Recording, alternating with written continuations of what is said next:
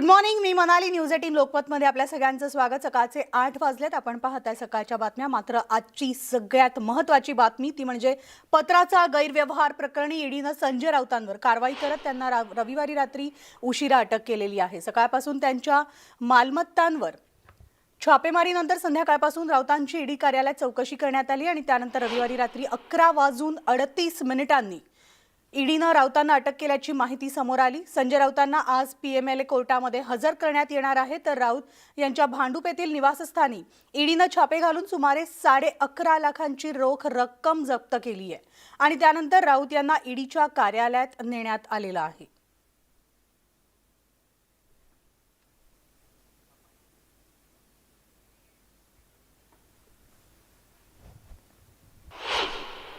त्यांना अटक म्हणून त्यांना सांगण्यात आले आणि ज्या मला दाखवलं त्या सगळ्या बोगस केस टाकून, म्हणजे ज्या पूर्वी ज्या इन्क्वायरीला बोलवलं होतं त्या सगळ्या कागदावरती आणून खोट्या केसेसमध्ये त्यांना अटक दाखवली. पत्राचाळीचा संबंध काही नाही, 1% पण नाही. पेपरवरती आम्हाला काय ते राऊत साहेबांना वाचून दाखवलं काय कुठल्या केसमध्ये अरेस्ट केलंय.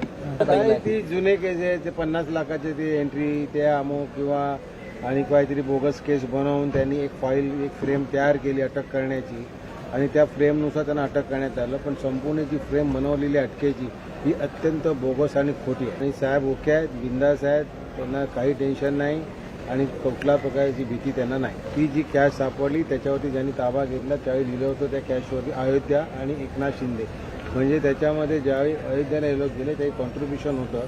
हे जे पैसे आहेत आणि ती पार्टीचे पक्षाचे पैसे ते पार्टीला जमा होणार. ती भारतीय जनता पार्टी संजय राऊत यांना घाबरली आणि म्हणून त्यांना हे सर्व अटकेचं त्यांनी सगळं हे तयार केलेलं आहे. पण खऱ्या अर्थाने आमच्या एका शिवसेनेच्या नेत्याला भारतीय जनता पार्टी घाबरली.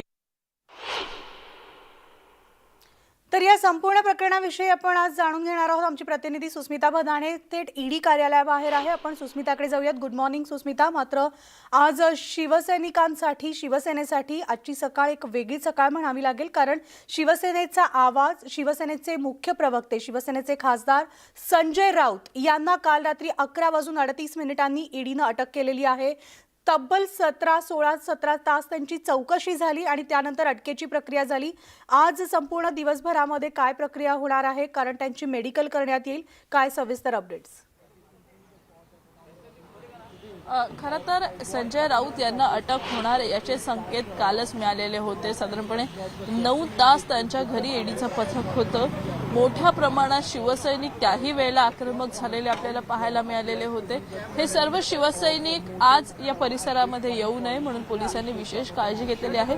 सध्या आपण या ईडी कार्यालयाबाहेर आहोत आणि याच ईडी कार्यालयामध्ये रात्री 11:30 संजय राऊत यांची अटक करण्यात आल्याचं म्हटलेलं होतं. ज्या पद्धतीच्या हालचाली काल दिवसभरात झाल्या, सिंग